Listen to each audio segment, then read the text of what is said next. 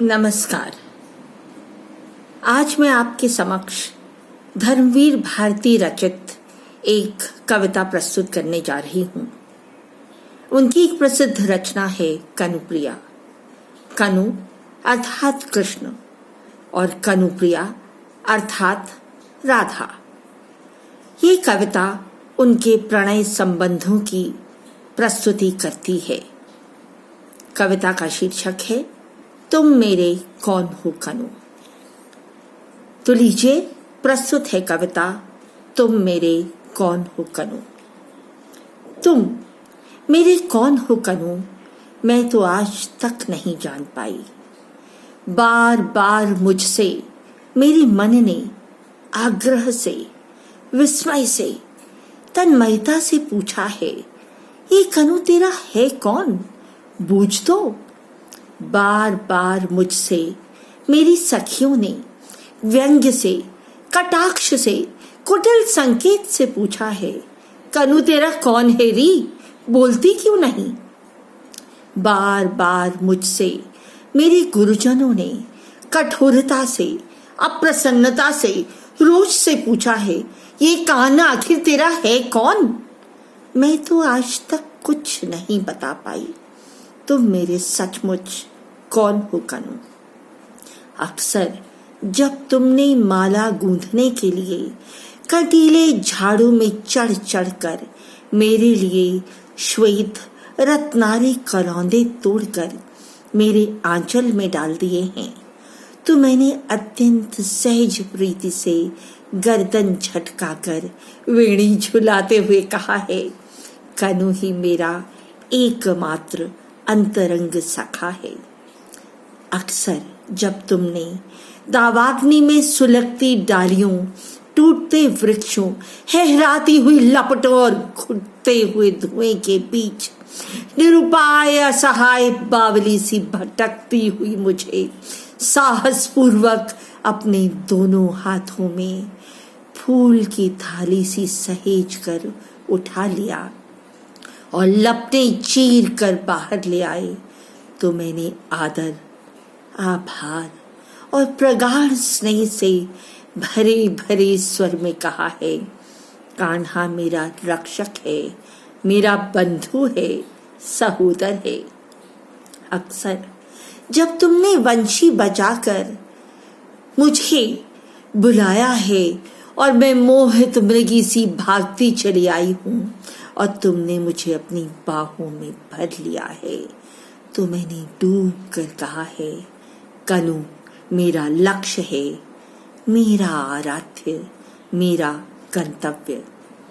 पर जब तुमने दुष्टता से अक्सर सखी के सामने मुझे बुरी तरह छेड़ा है, तब मैंने खींच कर आंखों में आंसू भर भर कर शपथें खा खा कर सखी से कहा है, कान्हा मेरा कोई नहीं है, कोई नहीं है, मैं कसम खाकर कहती हूँ मेरा कोई नहीं है।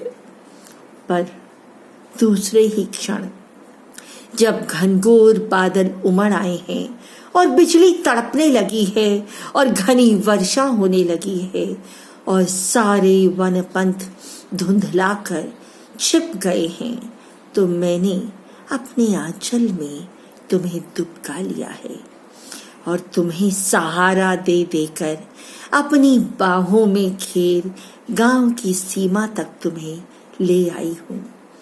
और सच सच बताऊं तुझे कनु सांवरे कि उस समय मैं बिल्कुल भूल गई हूँ कि मैं कितनी छोटी हूँ और तुम वही कान्हा हो जो सारे वृंदावन को जल प्रलय से बचाने की सामर्थ्य रखते हो।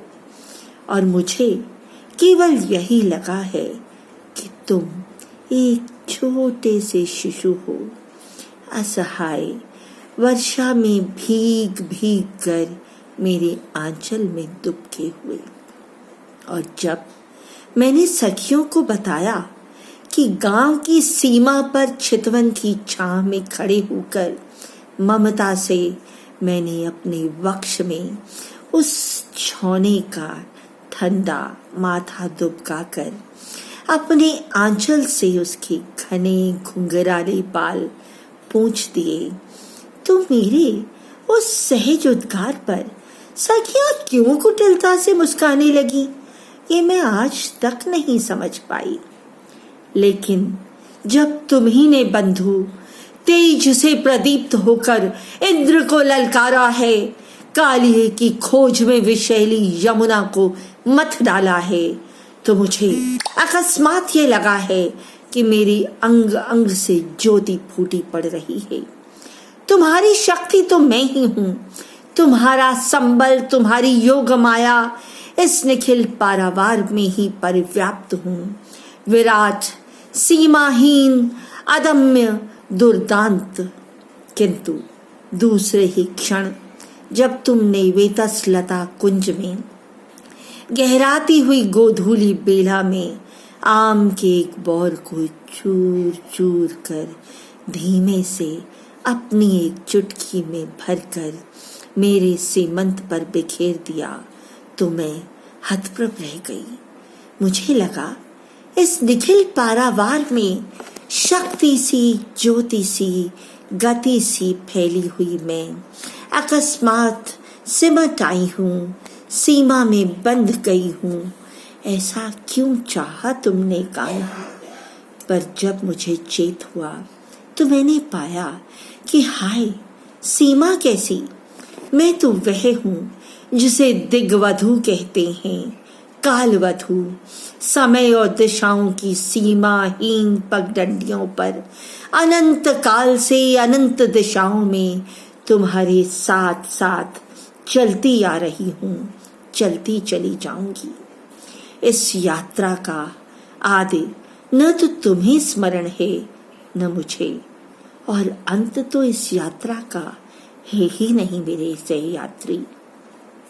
पर तुम इतने निठुर हो और इतने आतुर कि तुमने चाहा कि मैं इसी जन्म में, इसी थोड़ी अवधि में जन्म जन्मांतर की समस्त यात्राएं दोहरा लूं फिर से, और इसीलिए संबंधों की इस घुमावदार पगडंडी पर क्षण क्षण पर तुम्हारे साथ मुझे इतने आकस्मिक मोड़ लेने पड़े हैं कि मैं बिल्कुल भूल गई हूँ कि मैं अब कहाँ हूँ और तुम मेरे कौन हो।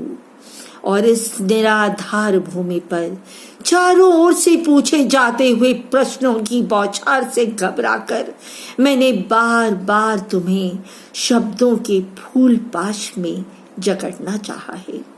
सखा, बंधु, आराध्य, शिशु, दिव्य, सहचर, और अपने को नई व्याख्याएं देनी चाहिए।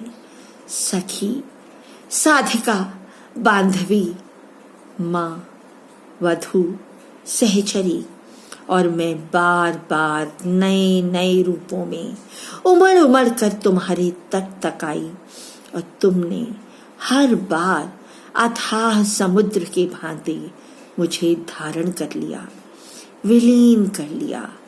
फिर भी अकूल बने रहे मेरे सांवरे समुद्र। तुम आखिर हो मेरे कौन?